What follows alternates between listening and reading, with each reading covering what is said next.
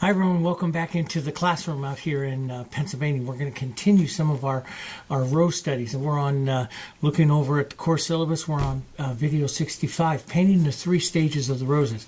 Now this is something that really helped me with my compositional skills, and so we will talk about it during compositional work as well, which is this yellow, black and white, and the yellow oxide black and white.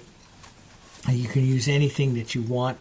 I'm just going to set up 3 roses and show you basically the petaling process of the 3 roses here, which we'll get into. So let's put a little color. Now, see, we got this kind of yellow background. I want to do the pink kind of roses and stuff that Redoute did with Rosa cenifolia. I've painted that rose several times. So I want maybe a neutral type of gray to help neutral out some of my background here. So I like the blue and burnt sienna as a neutral kind of a gray. It's a pretty color, and keep it a little bit more burnt sienna here, slightly to the warm side, and lighten it up. I like to always start right around a value 7. I'll add some water to it. So my normal palette that I have out here: Hansa yellow, Darulite yellow, yellow oxide, burnt sienna, naphtha red light, pine green, phthalo blue, red violet, quinacridone violet, and white. And I'm going to be filming several of the small painting lessons today, so I'm just going to use this palette all day.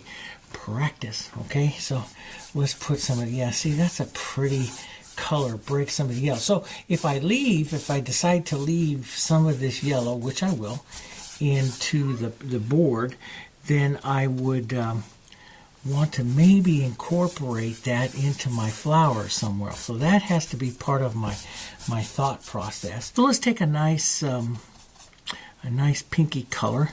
I'll take some of my cool and my warm, add some of my background, a little bit of that to it. And so we're taking a quinacridone, naphtha red light, and some white, and let's just kind of set up like a Redoute rose here.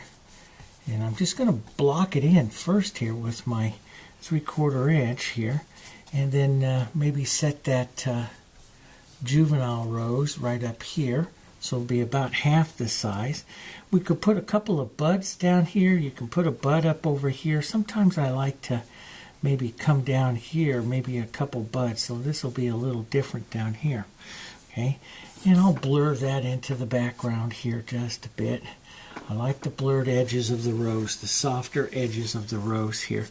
And that's pretty good for my 3/4, so I'll give it a quick rinse, set it back down there. I love to paint with my 10. Of course, we got the new brush coming, the 1/2 inch, and I haven't shown that to you. I filmed a couple things with it, and in testing it out and everything. Imagine, set the gaze of your rose. Imagine where that center is going to be here. And let's just do some small movements here that will... this is the implied petals of movement to the inside. So if I use small little touches, and sometimes just pick up a little bit and just add little touches like this, you can make some of that movement of a tea rose. And we're going to paint tea roses, but without painting very specific petals, and that works really well. Let's toss some of that right down here to the shadow side of the rose. So we're going to paint basically a pretty rose here. So we'll have the shadow, maybe a bit of that bulb coming up through here. Let's deepen that. Let's get some nice contrast into some of this as well. Get some of that nice red into there. And that's really kind of pretty. And get this, let's get a little bit more of that red right up into this one too. So your brush, your calligraphy, we've talked about this before. Sometimes I'll set just that side by taking off like that. And that's what I call, see, so your look right here, see, it looks like a petal, and that's what I call the implied petals. And where you don't have, the exact petaling, so, and I do that a lot. The juvenile here, when a rose is younger, it gets more oval shape. So instead of doing round, we go more oval. Of course, the bud is definitely oval. And we'll put some dark into this here. And we don't want, if I'm painting a large composition, I usually set my queen, and I don't put the other colors in the composition quite as dark. I'm going to put a little more dark into that. right into that center. And how much dark you put, that's up to you. That is basically your your signature as the artist. So let's go right in here. Let's just drop a little bit here for the buds, and the buds will do very casual, and you can see it. They're more of an oval, completely an oval shape. I like that. Sometimes I'll do this and do those implied petals right onto them like that. Just lift off and just make that nice implied petal. And see, that's picking up, I wiped all the way through to that yellow there, so it picked up a little bit of that soft yellow, and I like that. All right, let's come back up over here. Let's get some white. Well, first let's add, before we do that, always think of your background and stuff. So here's our yellows. Let's take some of our nice light yellow here, warm yellow, and let's add a bit of that in, especially into this big queen rose here, the front of the bowl of this rose. Now, so I'll pull down towards the bowl just lightly here, and I don't think I'm really going to do anything right there. I might put another petal, idea of a petal right in there. Now the big thing is, see, you've got to be pulling your petals down, and we're lots of different ways to petal the roses here. Like we've talked about, tons of different ways. I'm going to do the, reach out like a rhodote. See, like he'd fall his petals way down. And he put a lot of movement and stuff. Of course, that's a tea rose, and it has a lot more than what the ones I'm painting right here. But, you can fall them down. I kind of like them to, I don't like the rose petals myself on mine to fall down quite so much. I like them to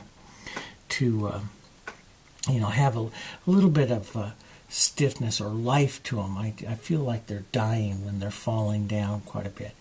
Let's just push a little bit of that in and out like that. See, I won't make it absolutely perfect. I'll leave some of those little extra colors and stuff coming through, and you get that by not mixing too much with your brush. Don't mix too much with your brush. More and not as many petals, and this one has more. So now we've got a lot of petal interest there, so we better petal this one up a little bit more. So let's drop down, strike on a little more light. I like it's going into that yellow area there, so I'll pick up a little yellow in my brush and hit the yellow. So that's one way to really, we've talked about that and other things, get that queen out there. Let's take a bit of yellow right on the edge of that one. Get that queen out there, get those other colors in there too. She'll carry more colors than some of the other roses. So here I've struck that one in. That looks pretty nice. Let's lift off a bit of that shadow back and forth in there, just a bit. And I pushed that too much and I lost some of that, so I'll just go strike it again. Sometimes you just like, why did I do that? So you just go strike it again.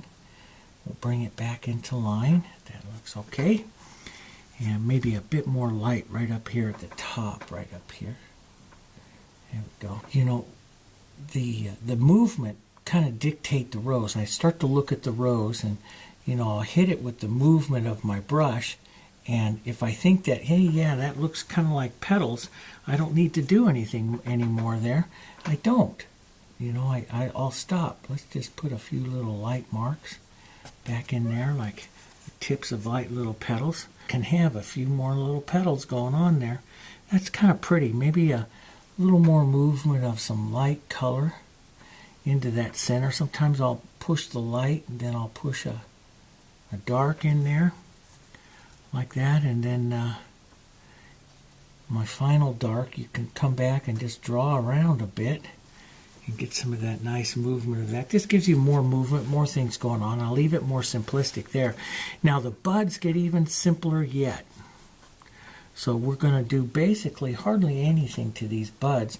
Now a lot of times in the buds, it's a little darker at the top, lighter at the bottom, but I like to give like the oval shape of a petal, and just get out of the bud. There's not really too much to it. Sometimes you can fold the petal over. Sometimes like if I have two buds here the same, I don't want to paint them exactly the same here. So I want a little bit of difference. So I might take one, and they're right next to each other here. I might take one here and just open the petal up a bit. open like so it's starting to look like this one, then it goes here, see? And all different kinds of ways.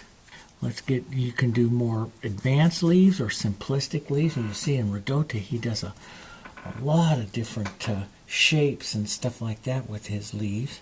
And I'm going to add a little bit more green here, and let's just pull out like this and do that nice elongated oval. Sometimes I'll leave that, a little bit of background showing through like a stem or something. You can go more two-tone leaves that he does. You can give the veining heavy like he does.